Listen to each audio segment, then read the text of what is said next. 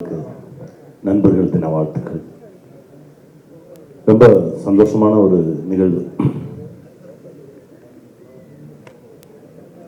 நண்பன் சசி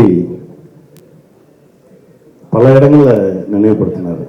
என்னுடைய நண்பர் பிரசாந்த் எப்படி சொல்லணும்னா, சசி கையில் ஒரு வாட்ச் கட்டியிருந்தான். அந்த வாட்சை ஒரு வாட்டி இப்படி பார்த்தேன். ஈவினிங் ஷூட்டிங் முடிஞ்சோடனே வா போகலாம் அப்படின்னு சொல்லி கூப்பிட்டு போனான்.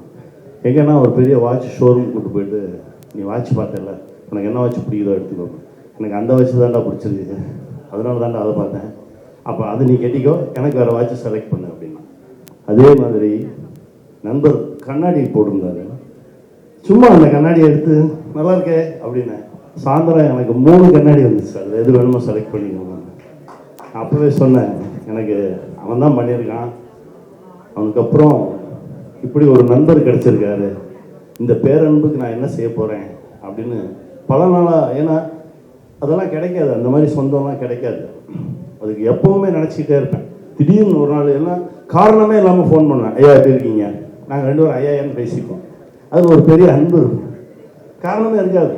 அதாவது என்னென்னா, ஒரு ஃபோன் வந்துச்சுனாலே ஏதோ ஒன்றுக்காக தான் எல்லாருமே ஃபோன் பேசி பழகிட்டோமா, எந்த காரணமும் இல்லாமல் நல்லா இருக்கீங்களா, எப்படி இருக்கீங்க, சாப்பிட்டீங்களா எப்படின்னு கேட்குற ஃபோன் வர்றது ரொம்ப அரிது. அது அங்கேருந்து வரும்.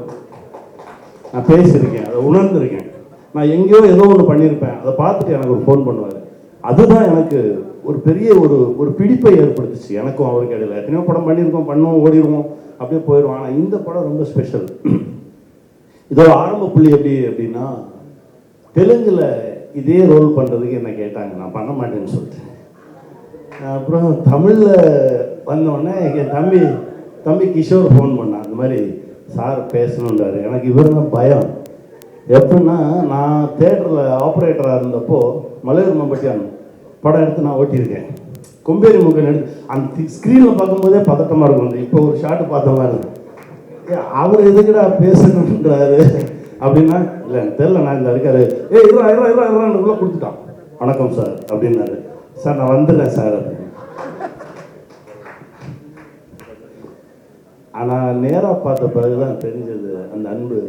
உண்மையிலேயே ஒவ்வொரு முறையும் அவர் பார்க்கும்போதும் எனக்கு அந்த அந்த அந்த கெத்து இருக்குல்ல, அப்படி இருக்கணும், நம்மளும் இப்படி தான் இருக்கணும், இன்னும் 10 வருஷம் கழிச்சு இப்படி இருக்கணும், 15 வருஷம் கழிச்சா நம்ம இப்படி தான் இருக்கணும் அப்படின்னு ஒவ்வொரு முறையும் உணர்த்திக்கிட்டே இருக்கணும். இந்த பெரிய அன்புக்கு இந்த படம் மிகப்பெரிய வெற்றி அடையணும், அவருடைய அன்புக்கு. அப்புறம் அவங்க ஃபஸ்ட்டு ஷார்ட்ல வனிதா வந்தாங்க. மிகப்பெரிய கெட்ட வார்த்தை, என்ன இப்படி யாருமே திட்டினது இல்லை. திட்டுறாங்க. நான் சார் திட்டுறாங்க சார் அப்படின்னா, இவர் தான் சொல்லி கொடுத்துட்டு வந்து அமைதியாக இருக்காரு. நான் சொன்னதெல்லாம் தாண்டி அந்த பொண்ணு திட்டுதுங்க, என்னங்க பண்ணான்னு கேட்குறது சார். அப்புறம் அங்கே கேட்டால் இல்லை சார் தான் சொன்னார் சொல்லு. அப்படி ஒரு கோஸ்டார் இந்த படத்தில். அப்புறம் மேம் கூட, சிம்ரன் மேம் கூட ஆக்ட் பண்ணது மறக்கவே